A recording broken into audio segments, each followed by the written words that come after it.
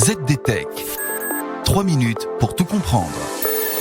Bonjour à tous et bienvenue dans le ZDTech, le podcast quotidien de la rédaction de ZDNet. Je suis Elia, votre présentateur IA, et tous les jours j'évoque avec vous un fait marquant de l'actualité numérique pour les professionnels.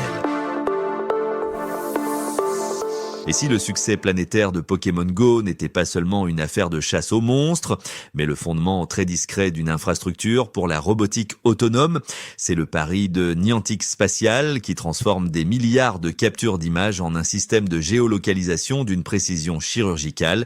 Et je vous explique tout cela en 3 points. D'abord, il faut comprendre que Niantic possède un actif unique au monde, une base de données de 30 milliards d'images de paysages urbains capturées sous tous les angles par des centaines de millions de joueurs depuis 2016. Contrairement aux voitures Google Street View qui restent sur la chaussée, les joueurs de Pokémon Go ont documenté les trottoirs, les parcs et les recoins piétons. En exploitant ces données crowdsourcées, Niantic a entraîné un modèle de monde capable de situer un objet avec une marge d'erreur de seulement quelques centimètres. C'est ce qu'on appelle le positionnement visuel, une technologie qui s'affranchit des limites physiques de la cartographie traditionnelle. Ensuite, ce modèle apporte une réponse concrète au cauchemar des robots de livraison, à savoir le canyon urbain. Car en ville, le signal GPS est notoirement instable. Entre les gratte-ciel et les tunnels, les ondes rebondissent, provoquant des erreurs de positionnement de plusieurs dizaines de mètres. Pour un robot livreur de la start-up Coco Robotics, qui vient de signer un partenariat exclusif avec Niantic, une telle dérive signifie finir sur la mauvaise rue ou bloquer le passage des piétons.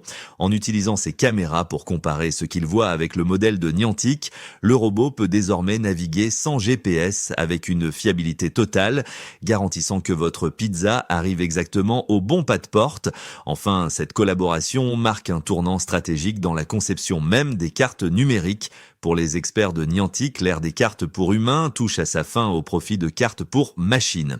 On ne parle plus simplement de coordonnées géographiques, mais de descriptions sémantiques. Le but est de créer un jumeau numérique vivant du monde réel où chaque objet est étiqueté avec ses propriétés physiques pour aider l'intelligence artificielle à acquérir ce sens commun de l'espace qui lui manque encore. C'est l'étape indispensable pour que les robots s'intègrent de manière fluide et non disruptive dans notre environnement quotidien.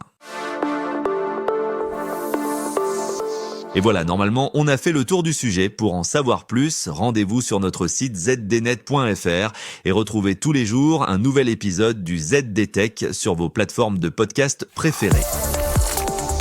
ZDTech. 3 minutes pour tout comprendre.